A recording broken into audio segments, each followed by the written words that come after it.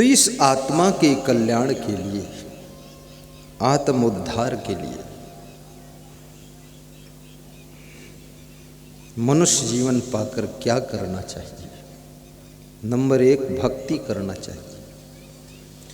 Number 2 सत्संग श्रवण करना चाहिए। नंबर 2 स्वभाव को सुंदर बनाना चाहिए। और नंबर 3 चरित्र को सुधारना चाहिए। और नंबर 4 वाणी को परिष्कृत करना चाहिए। और नंबर 5 मानो जैसा व्यवहार भी करना चाहिए। इस बात पे गौर करना। कर्मों को सुधारना चाहिए। मनुष्य का शरीर मिला है, मनुष्य जैसे कर्म कीजिए, मनुष्य जैसा आचरण बनाइए और मनुष्य जैसी सोच रखिए।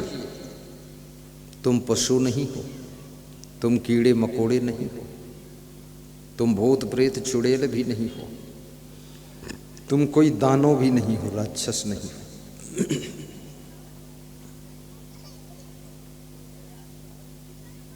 जिस मनुष्य शरीर को पाने के लिए देवता भी तरस रहे, वो शरीर आपको निःशुल्क मिल गया है। और ये शरीर मोक्ष का द्वार कहा गया है। ये साधारण शरीर नहीं है, इसे मोक्ष का द्वार बताया गया। पुनर्वित्तम पुनर्मित्रम पुनर्भार्या पुनर्मही एतत् सर्वं पुनर्लभ्यम न शरीरम पुनः पुनः।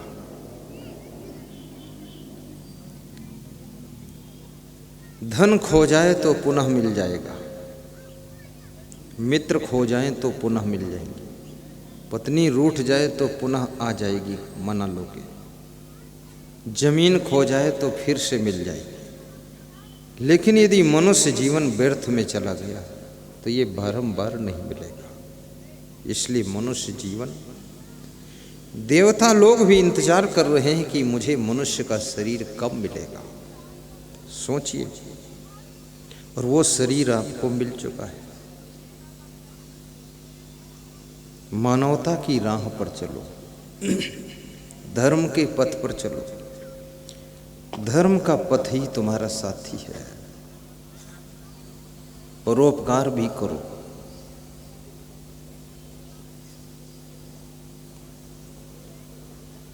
भंडारा भी करो, सत्संग समागम भी कराओ, ताकि हजारों लोगों को ज्ञान सुनने को मिले। अपने घर में शांति बनाकर रहो। माता पिता को भी टेंशन मत दो, सास ससुर को परेशान न करो, बेटे बहू को दुख मत दो, उनके साथ में भी प्रेम का व्यवहार करो। भाई को सताओ मत, भाई को भी गम खाकर निभाइए। पति पत्नी एक दूसरे के लिए शत्रु मत बनो, सहयोगी बनकर रहो। गृहस्थ आश्रम कोई छोटा मोटा आश्रम नहीं है, ये बहुत बड़ा आश्रम है गृहस्थ आश्रम। इस आश्रम की महिमा को भी समझो। राम भगवान तो गृहस्थ आश्रम में ही हुए थे, कृष्ण भी गृहस्थ आश्रम में थे, और गृहस्थ आश्रम में सभी का जन्म होता है। कितना बड़ा साधु हो, तपस्वी हो, प्रधानमंत्री हो, मंत्री हो, लेकिन सबका जन्म तो किसी माँ के द्वारा ही होता है। इसलिए गृहस्थ आश्रम को अच्छी तरह से जीने की कला सीखो। कलह कलेश में मत रहो, राग द्वेष में मत रहो। छोटी मोटी बात हो जाए तो मन में गठान बनाकर मत रहो। सुबह अगर कुछ असंतुष्टि है तो शाम तक संतुष्ट हो जाइए। मन में गांठ बना लोगे तो टेंशन बन जाएगी, फिर दुख रहेगा। क्रोध को कंट्रोल रखो। ज़्यादा क्रोध करोगे घर की व्यवस्था बिगड़ेगी। ज़्यादा क्रोध करोगे शरीर में बीमारियां बढ़ेंगी। ज़्यादा क्रोध करोगे बीपी हाई हो जाएगा। और ज़्यादा क्रोध करोगे रिश्ते टूट जाएंगे। इस क्रोध के कारण कितना नुकसान हुआ है। इस क्रोध के कारण ही तो पति पत्नी के रिश्ते टूटे हैं। क्रोध के कारण ही भाई भाई में मनमुटाव हुआ है। इस क्रोध के कारण ही तो ससुर दामाद में जंग छिड़ गई। इस क्रोध के कारण बाप बेटों में दूरियां हुई। इस क्रोध के कारण सासू बहू में बोलचाल बंद हो गया। मिर्चा कम खाइए। मिर्चा अधिक खाने से क्रोध बढ़ता है, गुस्सा बढ़ती है। राजस्थान में मिर्चा बहुत खाते हैं लोग, इसलिए 1 सेकंड में ही इनका पारा दिमाग का 110 डिग्री चला जाता है।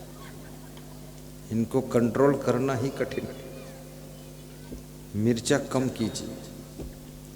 मीठा भी ज़्यादा मत खाइए, उसको भी कम खाइए।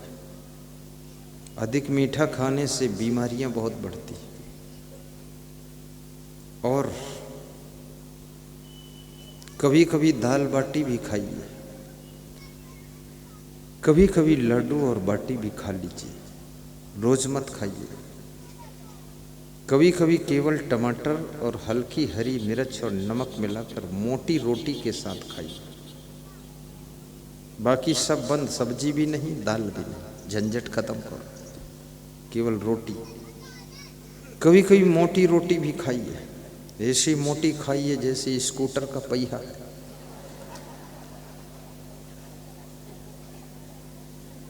एक रोटी में पूरा परिवार तोड़ तोड़ कर टुकड़ा खा लो। कभी कभी बासी रोटी भी खाइए। बासी रोटी खाने से शुगर की बीमारी नहीं होती। और सुबह जागो, जागने के 1 घंटे के बाद रोटी और दाल, रोटी और सब्जी खा लेने से शरीर में कोई बीमारी रहती ही नहीं। ये 9 बजे खाना, 10 बजे खाना, ये गलत तरीका है। आप देखिए, बंदर जागते ही कुछ खाना शुरू करता है। पशु पक्षी जागते ही खाना शुरू करते हैं, बहुत कम बीमार होते हैं। और आदमी जागता है तो इधर उधर घूमता रहता है, 9-10 बजे तक खाता ही। लेटरिन जाने के बाद तुरंत खाइए, रोटी खाइए, दाल चावल खाइए, लड्डू खाइए, चना चबाइए, गाजर खाइए, कुछ खाइए। इसका परीक्षा करके देख लीजिए। आप तो गृहस्थ आदमी खा सकते हैं। और जब भूख लगे तब खाइए, भूख नहीं तो मत खाइए। और कम खाइए, ज़्यादा मत खाइए। यदि प्रेम से रहोगे तो आपको सुख बहुत मिलेगा। पोथी पढ़ पढ़ जग मुआ, पंडित हुआ न कोय। 2.5 अक्षर प्रेम का पढ़े सो पंडित होए। और प्रेम से जीने के लिए आध्यात्मिक जीवन अपनाइए। प्रवचन भी सुनिए, मोबाइल के यूट्यूब में, टीवी में 9 बजे रात को मेरा प्रवचन सुनिए। और उस प्रवचन को सब्सक्राइब भी कीजिए, लाइक भी कीजिए, बेल आइकन भी बजाइए, और प्लस शेयर भी कीजिए। और संकल्प लीजिए कि एक नए व्यक्ति को रोज बताएंगे कि गुरु जी का प्रवचन यूट्यूब में आता है। इतना परोपकार भी कीजिए।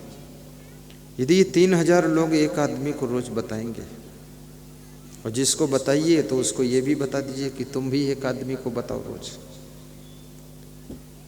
क्योंकि थोड़ी जिंदगानी तुम भूल न जाना। सभी लोग सुने और सभी लोग सुधरें तो स्वर्ग आ जाएगा धरती पर। क्योंकि मनुष्य के ऊपर शब्दों का भी प्रभाव पड़ता है, सत्संग का भी प्रभाव पड़ता है, भजन का भी प्रभाव पड़ता है। और धार्मिक पुस्तकों को भी पढ़िए। अभी जो मैं भजन गा रहा था, एक तुमसे अनोखी कहूँ दास्तां, जिसको सुनकर कलेजा दहल जाएगा, इसकी ये पुस्तक है भजनावली। स्टॉल पर मिलती। जितने मैं भजन गाता हूँ सब इसी में है। बहुत सस्ती किताब है, ले लो, बहुत सुंदर। खुद गाओ। स्वर नहीं है फिर भी गाओ, स्वर की क्या जरूरत है। और पुस्तक की दुकान से जीने की राह पुस्तक एक है। 5 पुस्तक खरीद लो, रिश्तेदारों को बांट दो। सुख की खोज 10 पुस्तक खरीद लो। बरसे कंबल भीजे पानी 20 पुस्तक खरीद लो। उन्नति के पथ 10 पुस्तक ले लो। प्रवचन के पेन ड्राइव 200 घंटे का प्रवचन, मेमोरी कार्ड 100 घंटे का प्रवचन, भजन एक साथ ले लो, लगा कर सुनते रहो, मन भटकने न पाए।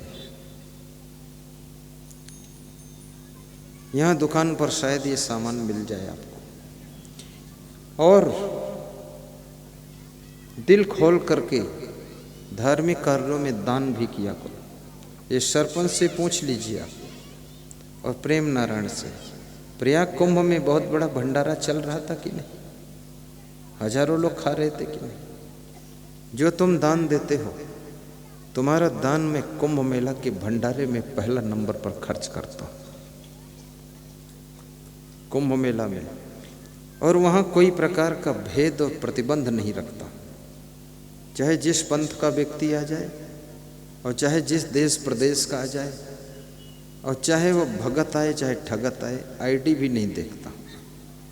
आ जाओ तुम, आइए, खाइए, रहिए, सोइए, प्रवचन सुनिए, जाइए, मेला दर्शन कीजिए, त्रिवेणी संगम में डुबकी लगाइए, फिर आइए, फिर खाइए, फिर सोइए, आनंद कीजिए। ऐसा भंडारा चलता है। कभी कभी तुम मुझे अन्नदान देते हो। जैसे कल जब आओगे, जितनी जिसकी श्रद्धा हो अन्नदान ले आओ।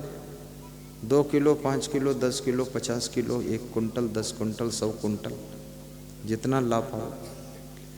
वो आपका अन्नदान हरिद्वार के भंडारे में खर्च किया जाएगा। हरिद्वार में कुंभ होने वाला है। 1 लाख तीर्थ यात्रियों का भंडारा डेली आपके कैंप में चलेगा। आपके कैंप में 50,000 तीर्थयात्रियों के रात्रि विश्राम के लिए बिस्तर और कमरे और हॉल का प्रबंध किया जाएगा। 50,000 तीर्थयात्री वहां सो सकें, इतनी बड़ी व्यवस्था की जाएगी। और सबके लिए गद्दे, रजाई का प्रबंध होगा। और मेला में 7-8 गाड़ियां 10-10 कुंटल चाय भर के, जहां कुंभ मेला में भीड़ होगी वहां जाकर वो गाड़ियां चाय पिलाएंगी। सबको चाय पिलाओ। कम से कम 100-200 कुंटल शक्कर की चाय ही पिला देंगे। अब तुम सोचोगे इतना धन कहां से आएगा? ये बूंद बूंद से घड़ा भरेगा। अभी एक ही हमारा भक्त है, उसने 11 कुंटल शक्कर दान देने का संकल्प लिया, जिसका नाम है हीरा लाल पवार। ग्राम भूमा, ग्राम भूमा, मैं भूमाड़ा बोलने जा रहा था। ग्राम भूमा 7 कुंटल शक्कर प्रयाग कुंभ में दिया था उसने। जब वहां देखा सेवा ज्यादा हो रही तो 11 कुंटल बोल दिया। 200 कुंटल चावल शिवरी नारायण के भक्त श्री कार्तिक राम यादव, बिल्लू अग्रवाल, राधे श्याम सोनी आदि ने देने का संकल्प लिया। 200 कुंटल आटा, ये लोट, संदीप वर्मा, बिंदु वर्मा, बाराबंकी उत्तर प्रदेश वालों ने देने का संकल्प लिया। अब ये भी मत सोचना 200 कुंटल दे रहे हैं तो हम कुछ भी न दें, ऐसा नहीं सोचना। आप अगर 2 कुंटल देने की क्षमता, 2 कुंटल दो, 20 किलो दो, 10 किलो दो, 50 किलो दो, क्योंकि दान तो अपना अपना पुण्य होता है। और मेरे लिए मत दो, मुझे जरूरत नहीं। तीर्थयात्रियों की सेवा के लिए अन्नदान, धन दान, कुंभ मेला में आए हुए किसी यात्री को कष्ट न हो, इसके लिए आपको अपना योगदान, श्रमदान, धन दान, अन्नदान ये सब करना चाहिए। और ये भी याद रखना, जो भी यहां मिला है ये सब छूटने वाला है। एक झटके में मृत्यु हो जाएगी, धन भी यहीं धरा रह जाएगा, जमीन भी यहीं पड़ी रह जाएगी। जो तुम पुण्य कर लोगे वो पुण्य तुम्हारी आत्मा के साथ जाएगा। बने जो कुछ धर्म कर ले यही एक साथ जाएगा, मिला अवसर न चूकन दे नहीं तो फिर पछताएगा। धर्म ही तुम्हारा मित्र है। विद्या मित्रम प्रवासेषु भार्या मित्रम गृहेषु व्याधि तस्येषुधम मित्रम धर्मो मित्रम मृतस्य च। प्रवास काल में मित्र विद्या है, बीमारी में मित्र औषधि है। लेकिन याद रखना, तुम्हारा घर में मित्र यदि कोई है वो पत्नी है, और मरते समय अगर मित्र कोई है तो धर्म है। धर्म ही तुम्हारे साथ जाता है, वही आत्मा की सद्गति कराता है।